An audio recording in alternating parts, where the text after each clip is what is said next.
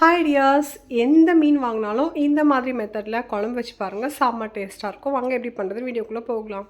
ஒரு பாத்திரத்தில் ஆயில் சேர்த்துக்கலாம், எந்த ஆயில்னாலும் ஓகே. இப்போ இதில் சின்ன வெங்காயம் கட் பண்ணி சேர்த்துக்கிறேன், ஒரு 20 கிட்ட. பூண்டு, பச்சை மிளகாய் இதெல்லாமே சேர்த்து நல்லா மிக்ஸ் பண்ணிக்கலாம். இப்போ இதோட தக்காளியும் சேர்த்துக்கிட்டு நல்லா இது வதக்கிடலாம், தொக்கு மாதிரி வதக்கிக்கலாம். இப்போ இதோட 1 ஸ்பூன் மிளகு, 1/4 ஸ்பூன் சீரகம், 1/4 ஸ்பூன் சோம்பு இதெல்லாமே போட்டு நல்லா மிக்ஸ் பண்ணிக்கலாம். மிக்ஸ் பண்ணிவிட்டு கொஞ்சமாக கருவேப்பிலை தூவிக்கலாம். இப்போ இது நல்லா குழஞ்சி ஒரு தொக்கு மாதிரி நமக்கு வரணும்.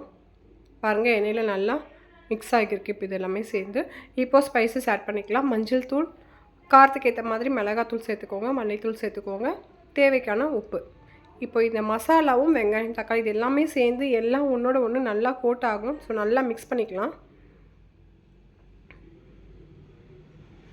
நல்லா ஒன்று சேர்ந்து இந்த மாதிரி பச்சை ஸ்மெல் போகிற வரைக்கும் மிக்ஸ் பண்ணிக்கலாம். பாருங்கள், இந்த மாதிரி நமக்கு பாத்திரத்தில் ஒட்டாமல் வரணும்.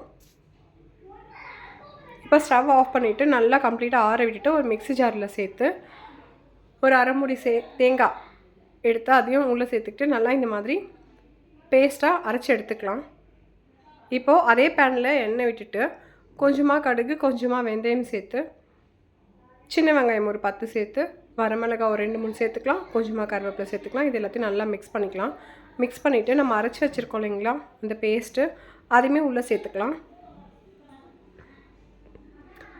சேர்த்துட்டு நல்லா கலந்து விட்டுடலாம். இது ரொம்ப நேரம் வதங்கணும் அப்படின்னு சொல்லி அவசியம் இல்லை. ஏன்னா நம்ம ஆல்ரெடி இது எல்லாத்தையுமே ஒவ்வொன்றா தனித்தனியாக வதக்கி அதுக்கப்புறம் கம்ப்ளீட்டாக ஆற வச்சு நம்ம அரைச்சிருக்கோம் இல்லைங்களா. ஸோ அவ்வளோ வதங்க வேணாம், ஜஸ்ட் நம்ம மிக்ஸ் பண்ணால் போதும். அந்த ஆயில், வெங்காயத்தோட இந்த பேஸ்ட்டு இதெல்லாமே நல்லா மிக்ஸ் பண்ணி விட்டால் மட்டும் நமக்கு போதும். மிக்ஸ் பண்ணிவிட்டு மிக்ஸி அரைச்சிருக்கோம் இல்லைங்களா, அந்த ஜாரையும் நல்லா வாஷ் பண்ண தண்ணியையும் நான் சேர்த்துக்கிறேன். இந்த தண்ணியை சேர்த்துட்டு நல்லா கலந்துடலாம். கொஞ்சம் அது ஒரு மாதிரி திக்காக இருக்கும், பேஸ்ட் மாதிரி. நல்லா ஒன்றோட ஒன்று நல்லா ஈவனாக மிக்ஸ் பண்ணி விட்டுடலாம். பாருங்கள், இந்த மாதிரி. இப்போது தேவைக்கு உப்பு போட்டு பாருங்கள், கொஞ்சம் கம்மியாக இருந்துச்சுன்னா சேர்த்துக்கலாம். உப்பு சேர்த்துட்டு ஒரு 5 மினிட்ஸ் கொதிக்க வைக்கலாம். கொதிச்சதுக்கப்புறமா ஒரு கொதி வந்தால் போதும். கொதிச்சதுக்கப்புறமா புளி நான் நல்லா ஒரு பெரிய எலுமிச்சம்பழம் சைஸ்க்கு புளி எடுத்து நல்லா கரைச்சி வச்சுருக்கேன். நீங்கள் உங்கள் புளிப்புக்கு ஏற்ற மாதிரி நீங்கள் யூஸ் பண்ணிக்கலாம்.